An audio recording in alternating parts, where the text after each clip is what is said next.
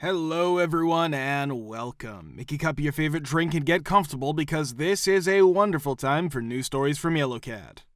Send your own stories in the comments below and maybe they'll be in our new video. Subscribe to the channel if you're not subscribed yet, and let's get started. Why did you suddenly quit from a job? Part 5. I won't tell you my I quit story because it's not very interesting, but I will tell you how one of my coworkers quit. It was around 1998, and I just finished my job as an assistant to a huge jerk who ran our department at a production company for a bigger ad agency. As quickly as people with colds go through Kleenex, this guy named Bob went through assistants. Each one lasted less time than the last. Cindy, the first assistant, worked for 9 months. I took her place. I lasted 5 years. John, the person who took my place, worked there for 3 months. The person who took his place, Billy, who this story is about, only lasted 2 months. But what made it great was how he left. Bob called all of us mean names. He called Cindy and me idiots, John a worthless dreamer, and Billy flaky. Bob would make us work hard until 2 a.m., and then he would just stand there and yell insults at us. So Billy quit in style when it was time. He had to wait until Bob was at a meeting in the afternoon. He found a bunch of those make-your-own snow globes in our supply closet. You put a picture of your child, dog, or something else in the snow globe, then put the bottom back on. Voila! You have a snow globe of one of your favorite things in the world. They bought a lot of them to give to our vendors as Christmas gifts, but there were still some left over. He then gets one of the snow globes and a piece of cardstock that'll fit in the space for the picture. He writes, "I quit" in big letters on one side of the card, and how's that for flaky on the other? Puts it back in the box after slipping it inside the snow globe. She wraps it up with paper and ribbon and leaves it on Bob's desk. Gets his backpack, cleans off the computer, and leaves. When Bob gets home from work, he finds a cute little gift wrapped up on his desk. He opens it and is blown away. People I knew who worked there at the time said they could hear him everywhere in the office. He tells everyone to come into the conference room right away, no exceptions. Everyone comes in together, confused about what the heck was going on. There is Bob at the head of the conference room table. He gets the snow globe out, shakes it up, and then slams it down on the table. With a purple face, he yells, "So, as you can see, Billy quit today." Afterward, we all got drinks together. The receptionist called all the people who had quit this guy at their new jobs and told us what had happened. She also made sure that Bob's former victims would be there. We got to the bar and Billy's just sitting there holding court, getting his ring kissed. You know how it is with celebs. Even though it happened 20 years ago, I've never heard of a better reason to quit. I quit my job as a grocery stocker in college because my boss was a jerk who was crazy about numbers. This meant that he would try to get the most work out of each worker by keeping the store as empty as possible and then force us to work like slaves. Then he had the nerve to ask why most employees only stayed for 2 months. The manager and I had been arguing for a while at work where I sold health foods. You can see that this store is crazy about facing. All the time, everything has to look great. If there were enough people to do the job, this wouldn't be a problem.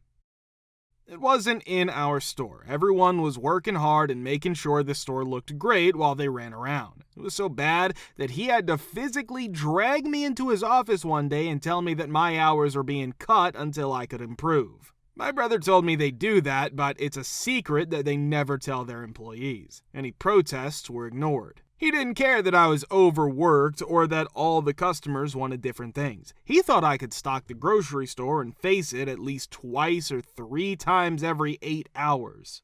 It was clear to both of us that the day I quit, he would hire someone better able to handle irate customers and keep the grocery area stocked. Being aware that he didn't value me, I kept daydreaming about leaving and having an I quit scene like an Office Space where I slap him and walk away. One day, though, fate poked me in the back and whispered a little temptation in my ear. I quickly found that I liked it. The manager told me that my coworker would not be coming in and that the dairy stocker had not shown up. I would now have to do the grocery, dairy, and frozen food tasks. We were now 3 down. Now was my chance to do something great. At first, I thought this was my chance to work 40 hours a week, so I started my shift with a strong, determined drive that didn't last long. After about 4 hours of what was going to be an 8-hour shift, I realized I was way behind. The request to work quickly in the evening set me back a lot, and there was no way I could make the manager happy. I looked sad as I stood at my U-boat, which was full of boxes. The game could not be won. Then why play? I asked myself. Your work-study job starts up again when you return to school in a month. I thought, yes, my nice job in the computer lab. Cool air, quiet, and being able to study at work. Happiness. So I took off my apron and put it on the desk of the manager. He was checking the stock in the back. I folded it up nicely and let my alarm go off.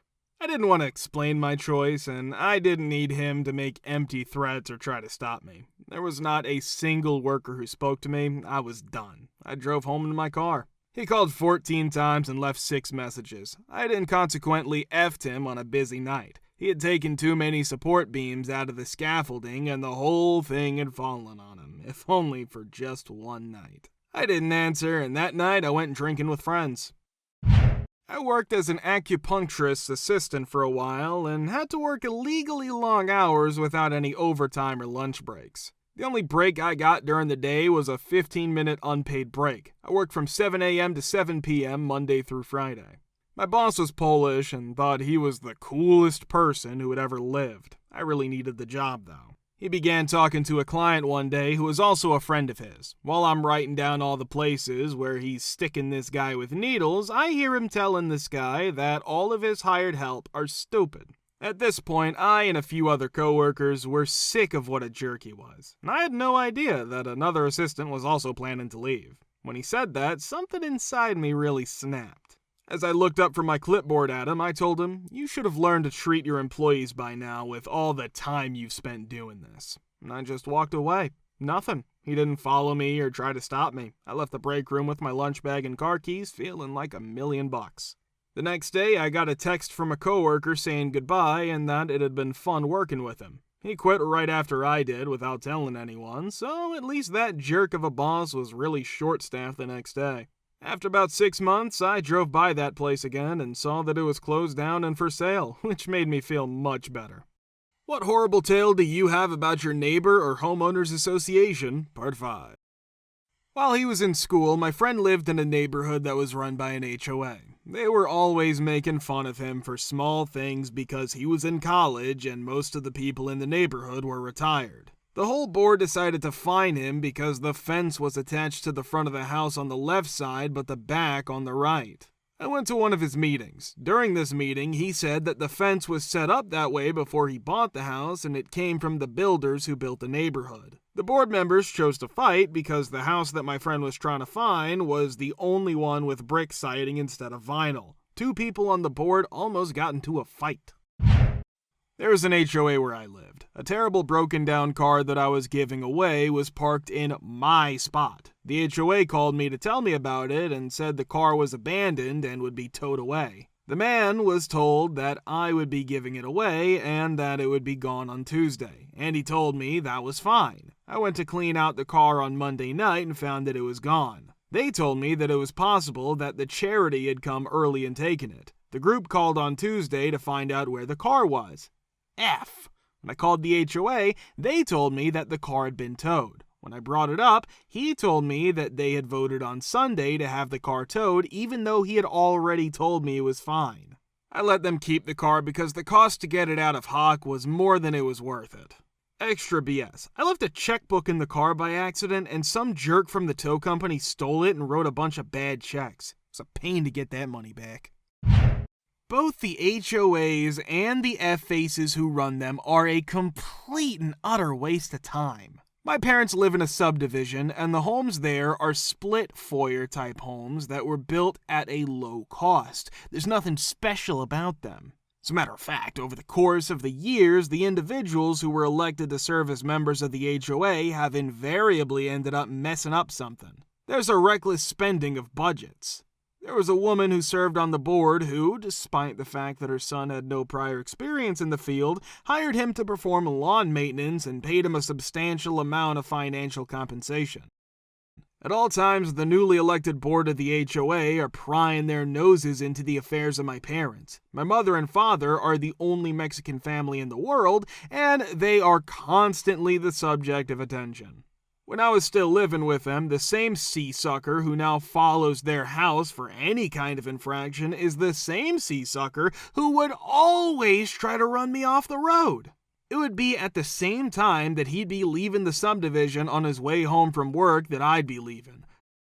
The moment that jerk noticed me, he would drive over to my lane, and then, at the very last second, he would swerve back towards me while honking his horn and yelling at me to get out of the way. This was something that he did every single time, and I even told my parents about it. Up until the day that my father was there with me, they believed that I was exaggerating things. After he had finished his nonsense, my father told me to turn this car around. As I followed him to his house, I made a U-turn and followed him.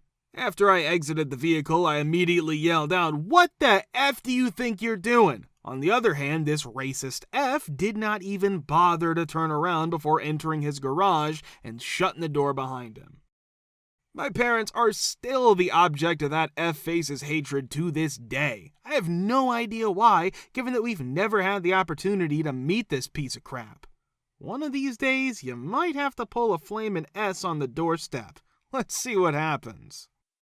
Holy S. This thread's currently being read by me, and I am completely and utterly amazed by what I'm reading. With that being said, I have served as the treasurer of my HOA board for the past 2 years.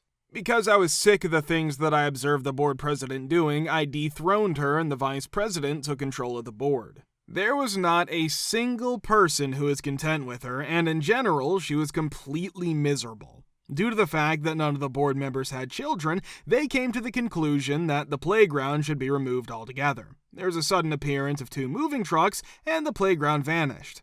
I made an effort to discover where it went, but nobody knew where it went. A friend of a friend, whose name she could not recall, was the recipient of the gift, according to the president.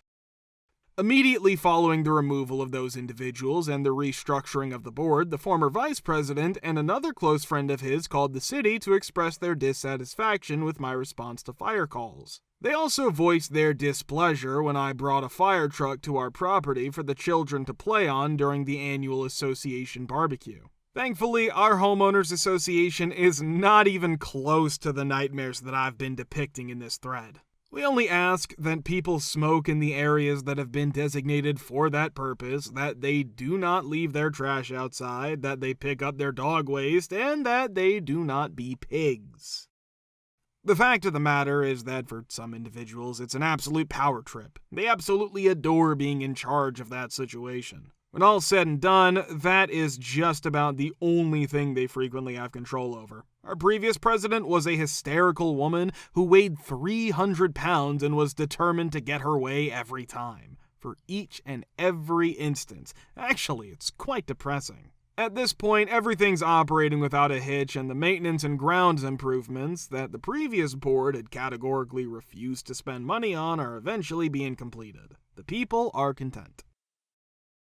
The HOA and my uncle engaged in a battle of wills with each other. They had rules for everything, and it was a high-end tract with homes that all cost more than $4 million. He purchased a golf cart, and my family, who are all rednecks, would drive it everywhere, including on trails and other places. Not long after that, they made golf carts illegal. Despite this, we children were not deterred in any way.